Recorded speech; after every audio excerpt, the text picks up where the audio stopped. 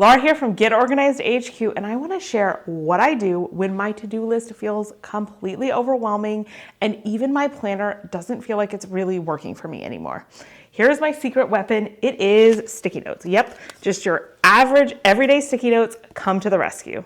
I have used this method for many years and it has gotten me out of so many productivity ruts. Now let's talk about why sticky notes can be so much better than just your standard to-do list. They really kind of wake your brain up because they're different and they're visual and they're really fun and exciting. Plus, a lot of us are more of visual learners and we want to be able to see our progress, and it's so tactile. I can literally touch my notes and engage with them, which also just helps give me that extra boost. I also love that I can take just one sticky and it really helps me to focus. So instead of looking at my entire to-do list, which is overwhelming and I can see the 18 other unfinished tasks, I can take just one of these and focus on it until it's done. So it really helps with all those extra distractions. Now I'm going to show you the method that I've used for many years that has worked great. But before we dive in, I want to give you a quick heads up. There are lots of methods in my sticky note guide. This is just one of many, and I want to encourage you, do not try them all at once. This is meant for you to pick and choose and layer on to your current system. So this is not supposed to replace everything that you're already doing. Instead, it's going to layer on it when you need that extra boost. So what I'm sharing today is actually the first method from this guide, the to-do list method. And the goal of this is first and foremost to get everything out of your head so you don't feel like you have to hold it all in. Get something that is visual to track your progress. And we want to do this in a way that feels encouraging and not overwhelming and stressful. So the first thing we do is get out any piece of paper that you have and you're going to do a brain dump. So this is just all of the to-dos that are in your head. You want to get them out on paper. It's really important when you're doing this that you not try to edit, that you don't stop and try to think, well, how am I going to get this done? When am I going to get this done? What is the priority? We just want to brain dump everything and get it out onto paper.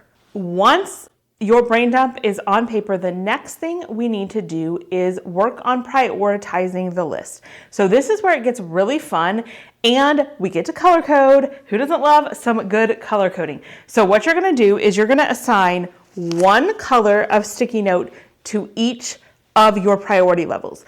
Now, you're welcome to set up your priority levels however it works for you. I'll share what I do. So I have priority 1, priority 1.5, priority 2, and priority 3. So 1 for me is like, this absolutely positively must happen. 1.5 is like, yeah, really needs to happen, but we could probably still live if it didn't.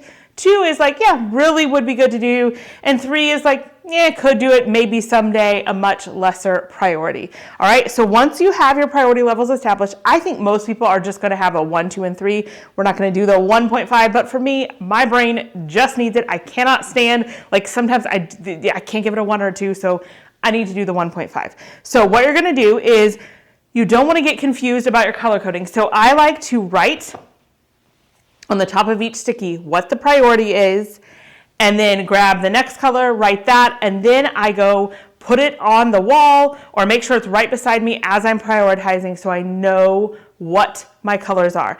I also like to, sometimes, when you put a sticky on the wall, the end of it kind of flares up. I sometimes like to use some washi tape or even like freezer tape, masking tape to kind of hold this down because I want this to stay here for a while. Next, it gets even more fun. I'm going to take my color-coded stickies and I'm going to write one task on each color, choosing the color that corresponds to the priority.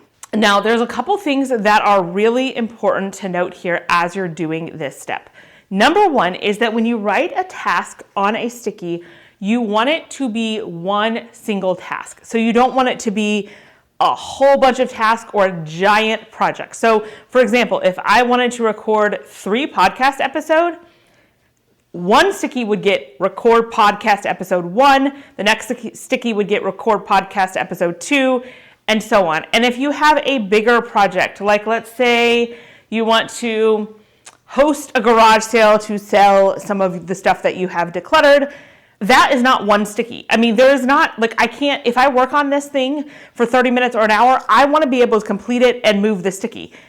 Something like hosting a garage sale is something that's going to overall span the course of multiple days. There's multiple steps. So that would need to be more broken down. Pick the date, write up the descriptions that you're going to post, price your items. That would have several steps. So you want to make sure that each sticky is literally just one task.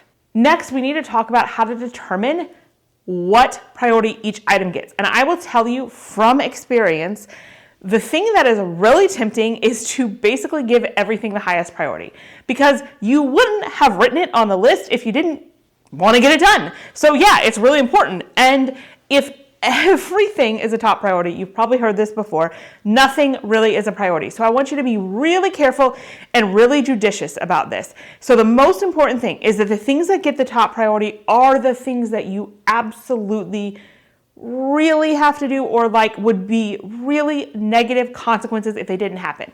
So examples of this would be, say you're going on a trip, you need to pack. Like, you really can't go on your trip if you don't pack anything. You have to pack. Or if I have a bill and if I don't pay my mortgage tomorrow, we're going to have to pay a $150 late fee. That is a top priority. If it is January 30th and I want to get ahead on my taxes that are due April 15th, yeah, that's important, but it's not a top priority yet. Now, if it's April 10th and I haven't started my taxes due on April 15th, that is a top priority. So make sure you are reserving that top tier for the things that really, really need to get done. This is why I introduced like a between the top and middle tier. So it's those things that I really, really, really, really want to do, but I have to be honest, there's not actually a dire negative consequence if I don't get them done. And then I stress a little bit less about 2 and 3. 2 is like, yeah, I really would like to get this done. And then 3 is much more like a really nice to do, or a could do someday, but it's not very time sensitive. And I want to also point out that almost everything that you put in your top priority are things that are absolutely going to get done. The things in 2 and especially 3 may not ever happen. And as an example, let's say that I want to sit down with my kids and spend 2 or 3 hours making something homemade, like a little craft or something like that for their Valentine's that they give their classmates. So I might put that on a sticky. But if that doesn't happen, and instead I realize, okay, we don't have time for this, or they're not into it, or whatever the case may be, that means we go to the store and we spend 15 minutes, we pick out something at the store, and then that project is done. So it's not like if I don't do that, it just never gets done. I just chose to do something else. So a lot of those things might be the type of thing, maybe you want to alphabetize your spices. Well, you could go your entire life, and many people do, without ever alphabetizing your spices. So again, it would be nice to do. Maybe you really love to have your spices alphabetized. But again, it isn't ever going to be a top priority because it is something that doesn't actually have to be done. Next, I'm going to take the stickies and put them on the walls. You can do this while you're writing them if you want to. I like to go ahead and write them all and then just go stick them up on the wall. And you can be as organized and fancy or unorganized as you want. Don't overthink this. Basically, I just want one section that is, these are the things that I need to do, and then one section that I'm going to move them to when they are done. This could be right side by side, or maybe one side of the room has the to-do and one side has the dones. If you want to, you can order them by, like, put all the priority 1s together, all the 2s together. You can mix them up so it looks nice. Whatever you want to do is totally fine here. There are no rules. Now that we've got it on the wall, it is time to get to work. So what you're going to do when you have some time is you are going to pick one of your sticky notes and you're going to grab it, and I want you to move it somewhere that indicates that this is what I'm working on. So a lot of times I stick it kind of at the bottom of my computer. You could stick it on the outside of a notebook. I mean, wherever you're working on it. If you're cleaning the bathroom, then go stick it on the bathroom door. But when I go to do the task, it's really, really important that I'm only looking at that. And that's like triggering to my brain, like, this is what you're doing, work on this until it's done. And I cannot even tell you how transformative it is to just work on one task until it is done.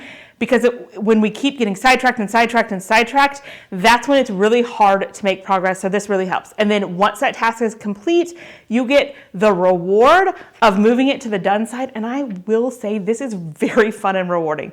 This can also be great for kids. They like things like this. So the process of like getting to move it to the done and sticking it on the done side and watching that wall grow is rewarding and motivational.